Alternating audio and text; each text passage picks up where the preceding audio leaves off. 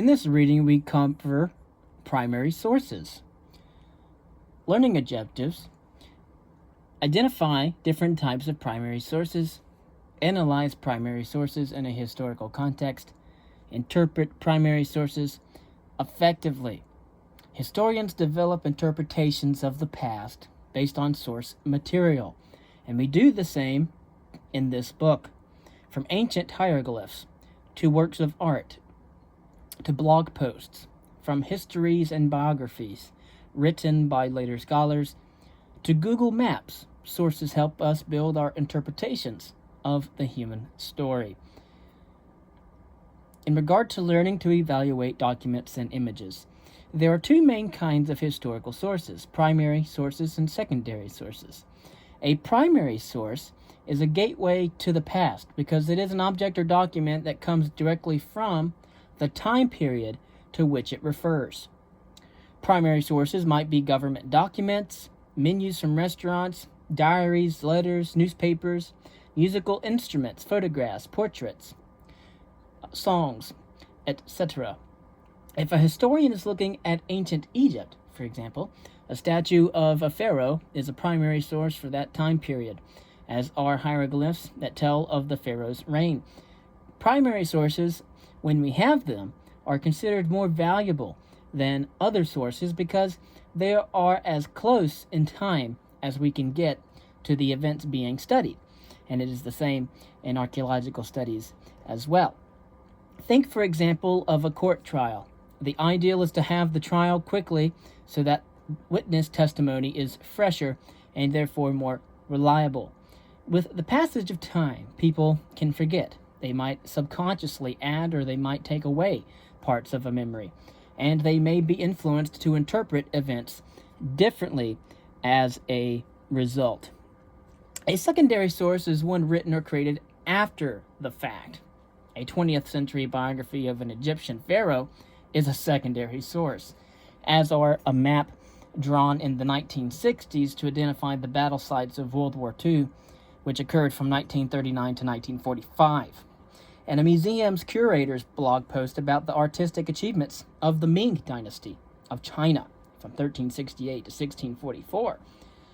These types of scholarly sources are critical for the evolution of historical knowledge and are often the place students begin to form an understanding or comprehension of past events. Secondary sources are useful for setting context and placing a topic in relationship to others of the same era.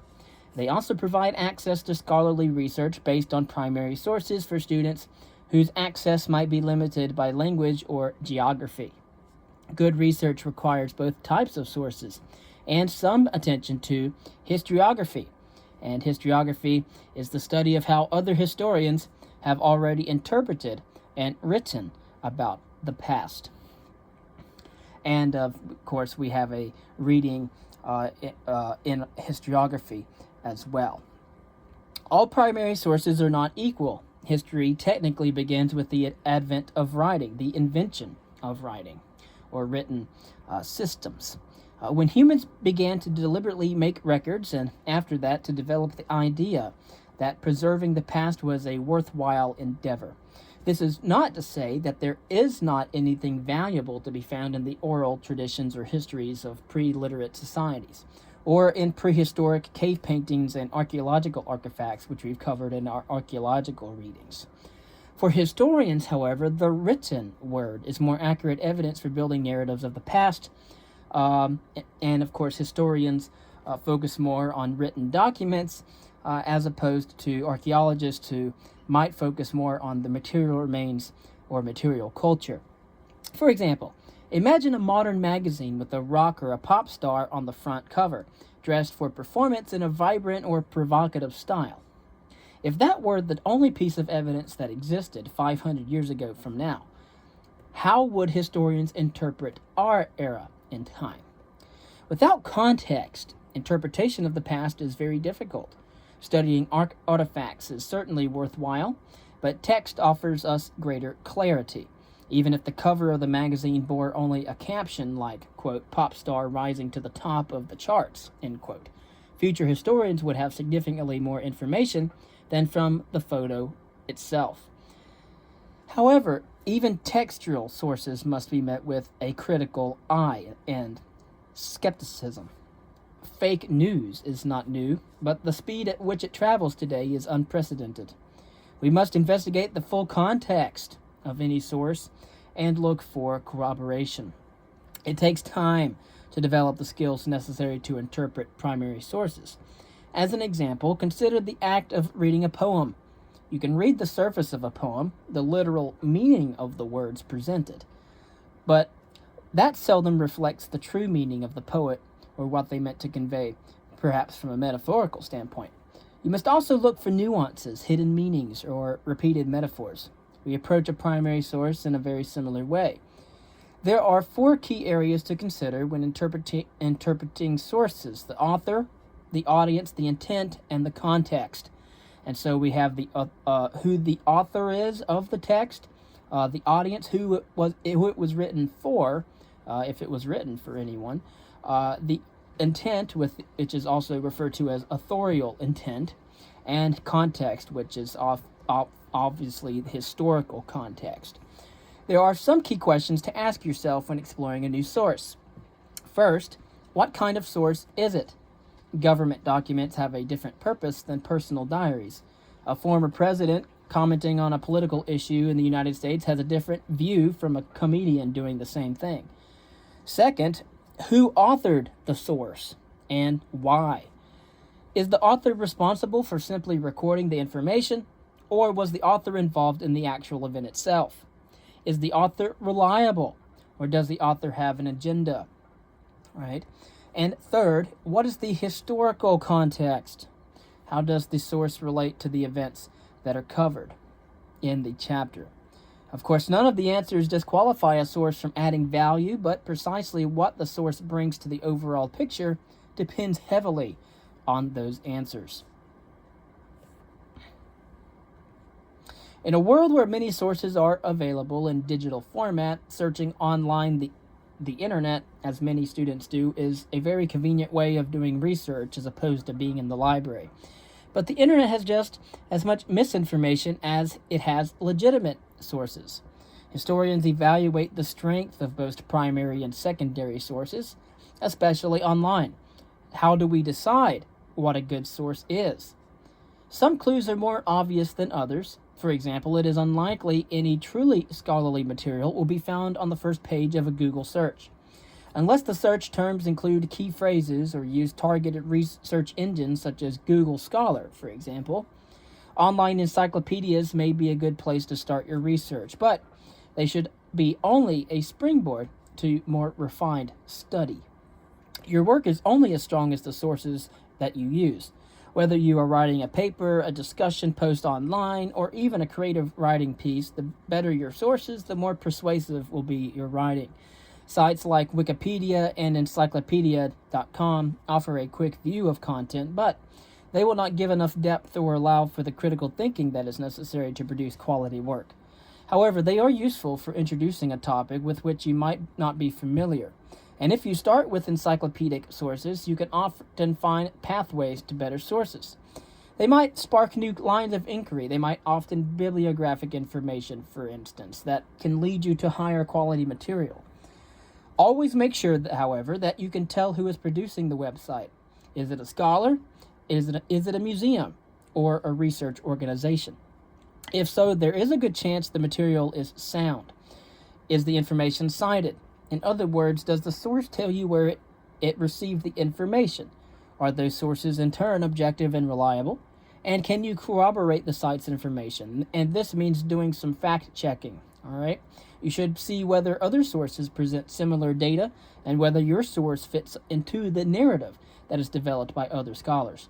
Does your school library list the site as a resource? And finally, if you're not sure, ask. Librarians work in online spaces as well, and you can generally reach out to these experts with any questions that you might have. As you explore world history via this text, you will be asked many times to read and interpret primary sources. These will normally be set off as feature boxes, as noted earlier, And so let's work through a few examples. The goal is to become more familiar with the types of questions you should ask of sources, as well as the variety of sources that you will work with throughout the text. First, an image exercise. The following images are exterior and interior views of the Hagia Sophia in Istanbul. And remember, Istanbul was formerly known as Constantinople, and before that, Byzantium. Hagia Sophia, in the Greek meaning holy wisdom, is a wonder of the late world of antiquity, whose name means, again, holy wisdom in the Greek.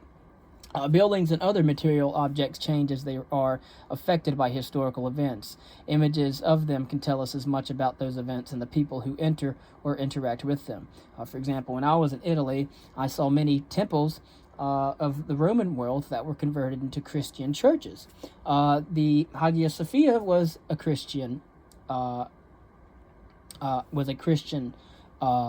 building, but then of course it was taken over by Muslims, and then of course it shows artwork both that are Christian as well as those that are Islamic. And so images of these buildings and the objects within them can tell us as much about those events and the people who entered and interact with them. The first set of images provide a likeness of the famous church at the time that it was built during the reign of the Byzantine Emperor Justinian I, from 483 to 565 CE. The domed structure was unique for its engineering and it's stunning in its effect. Decorated with Greek iconography. Iconography is the visual images and the symbols used in a work of art. The basilica stood as an emblem of Justinian I's power, the awesome nature of the Christian God, and the surviving wealth and the stability of the East. Churches at the time were meant to inspire awe, because most people could not read. Many people within the world were illiterate. Stories of religious figures and events were told through highly decorative and symbolic images. And of course, this is called iconography, the study of icons. An obedience and a desire to join a religious community would be motivated by the building's grandeur. As you study the renderings, reflect upon the following questions. What are the key features of the building? What does it make you think about? What does it tell you about the period in which it was built? What would you think about it if you were a poor 16th century farmer, an urban merchant of some wealth, or a foreign leader? And again, in the Hagia Sophia, the Basilica of Holy Wisdom, we see both Christian and Islamic art within it. And so we see two different worldviews colliding within one structure. You might also want to note the domes and the archways of the exterior of the Hagia Sophia. Such architectural features were particularly hard to build during the 6th century and often collapsed because the engineering was very flawed. Thanks to their durability, however, those of Holy Wisdom were a marvel at the time that it was built. For example, the Greek Christian iconography found in the interior of the basilica includes halos on the figures signifying holiness. Also note the lavish use of precious gold in the 10th century mosaic of Mary and the Jesus child, for example, and the emperors Justinian on the left and Constantine on the right. In the year 1453, nearly 1,000 years after the reign of Justinian I, the city of Constantinople, now called Istanbul in present-day Turkey, of course before that it was called Byzantium, it was conquered by the Muslim Turks. According to and remember, it was the Byzantine Empire that was conquered by the Ottoman Turks. According to contemporary accounts of the conquest, when the Ottoman leader Sultan Mehmed II came to the Hagia Sophia, he recognized its beauty and saved it from destruction. To Muslims, the Christian God and the Muslim God are the same. So Mehmed made the church a mosque, following a long tradition in the Middle East of continuing the use of sacred spaces. Minarets, towers from which the Muslim call to prayer is issued, were added at the four corners of the building, and Arabic writing was placed beside the ancient Greek iconography. The second set of images show the Hagia Sophia as it stands today in the present time, also having been a museum and now serving as a mosque once again. The building tells a tale spanning hundreds of years and highlights many fascinating aspects of the region's history. But without the context, the historical context, its meaning would be far less cogent, far less clear. Hagia Sophia has four tall minarets around it, which were added 1,000 years after its initial construction. These minarets are towers from which the Muslim call to prayer goes out multiple times a day. Muslims consider themselves the heirs of Judaism and Christianity. Until recently, you could still see the early Greek iconography in the interior. Now it is covered during prayer times by large medallions bearing Arabic writing. Documentary sources and competing narratives. Textual or written primary sources are considered the best possible resource for historians. They tend to offer both far more context and far more information than other types of sources, and sometimes clues about the writer's intent, or the authorial intent. But even they must be approached with method and scrutiny. We must evaluate the author with a sense of skepticism, audience, intent, and context in order to accurately interpret a primary source document. Some questions that you might ask about the author include the following: who wrote the piece and what is their background? What was important to them? Why might the author have written what they did? What is the occasion for their writing? In some cases, the answers will be fairly obvious. In other cases, a deeper inspection or investigation might reveal hidden motives. You also might take into account the planned audience for a document. For whom was it written? Was it meant to be a public or private document? Is it a letter to a friend or an essay submitted for publication? For a modern example, is it a text to a friend or to a mother? Texts will one day be a source for historians to use, but knowing who sent them and to whom they were sent to will be essential to the interpretation of them and the correct interpretation of these. For fun, you can search online using the term misinterpreted texts. In addition to considering the audience, you should think about the intent. Why was the document written? Was it intended to be a factual account of an event? Was it meant to persuade a particular person by means of rhetoric? Or persuasion? Is it a complete falsification? Often people write things that present them in the best light rather than reveal weaknesses. And finally, you should reflect on the circumstances of the document's creation. Some questions that you may want to ask include the following: what is the general time period of the document, and what was the time like? What was happening when the individual wrote the document? What are some things that they might have experienced? What are some things that might have led them to write?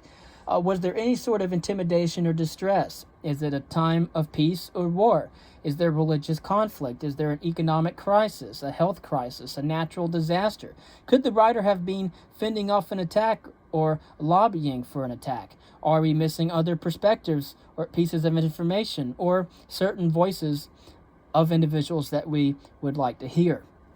The answers to these questions will shape your interpretation of the primary source, and they will bring you closer to its true meaning.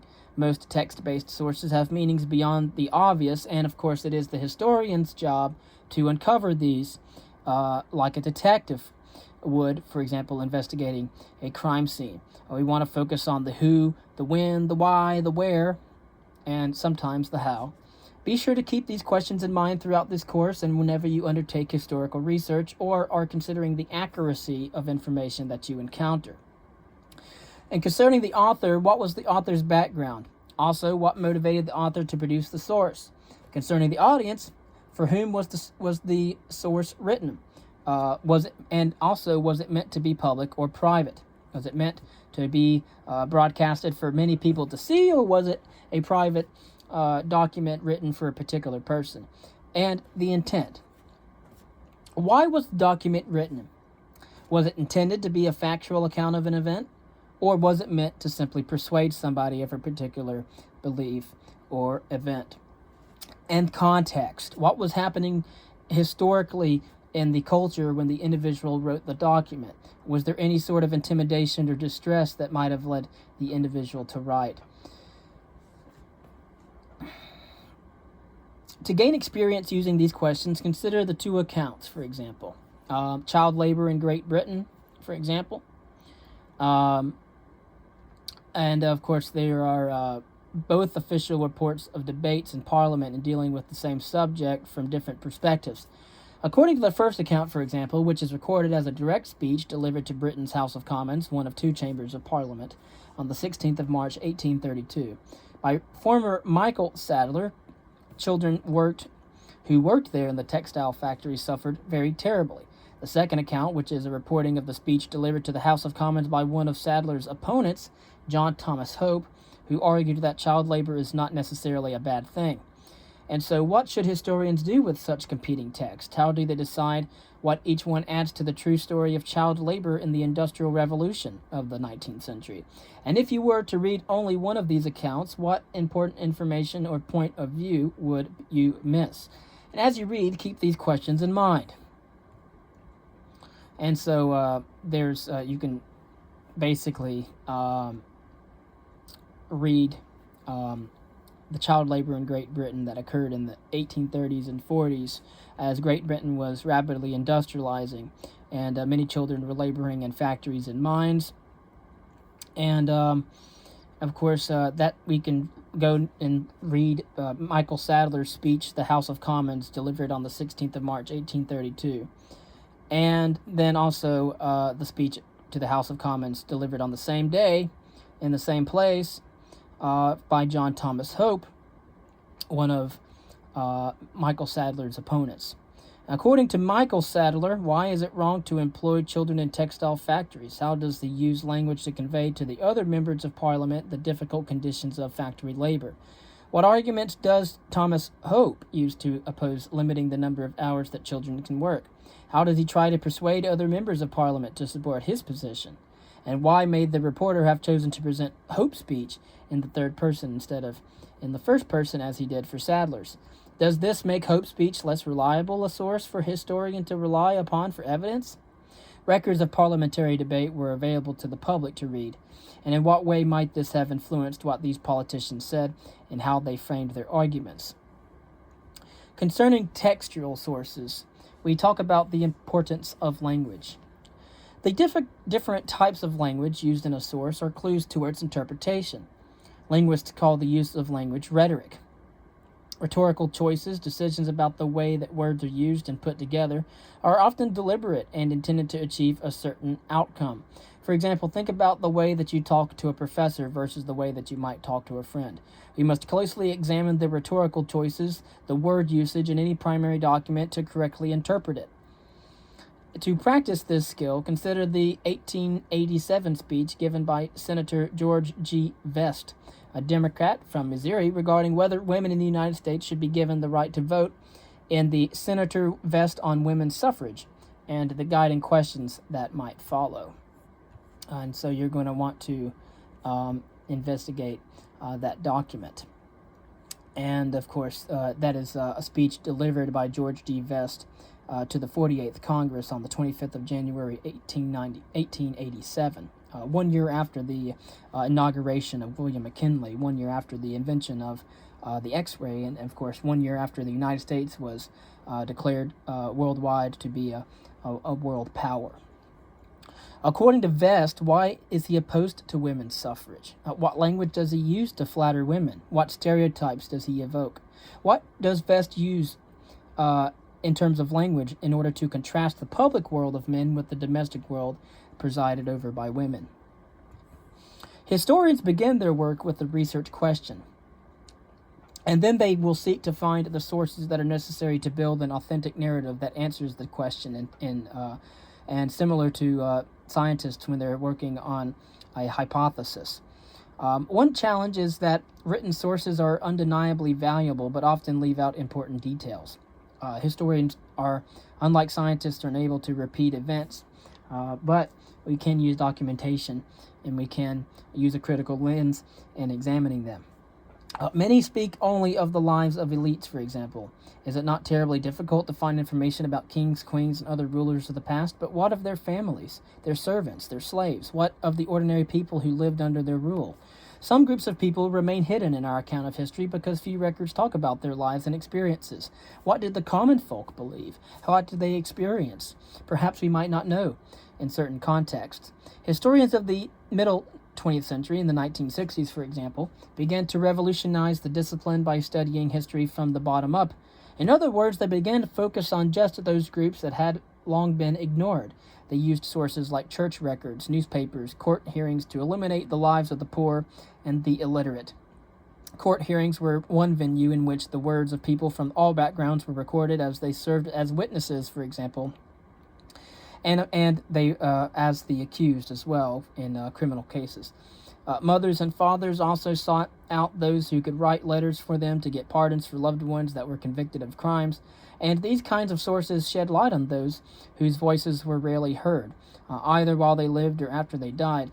Great strides have been made in the field of social history, for example, which looks beyond politics to the everyday aspects of life in the past. But it remains difficult, lacking records to represent women, the poor, the minority communities on an equal footing with those who have traditionally held power. And of course, that's an area of historiography called social history. These kinds of limitations can also apply to regions of the world. Civilizations with long-standing and abundant historical documents often have more complete histories than others. For example, think about the Roman world and the Roman Empire, that of the Greco-Roman world of the Greeks and the Romans versus some villages in Africa, for example. Much is known, for example, about European history and Chinese history as well, both of which had deep roots in the written word. Two of the first known writing systems were written in the Yangtze River Valley in China, and also in Mesopotamia, and also in the Greek world as well. Europe, for example, had Herodotus. Herodotus wrote about the Persian Wars. China had Sima Qian.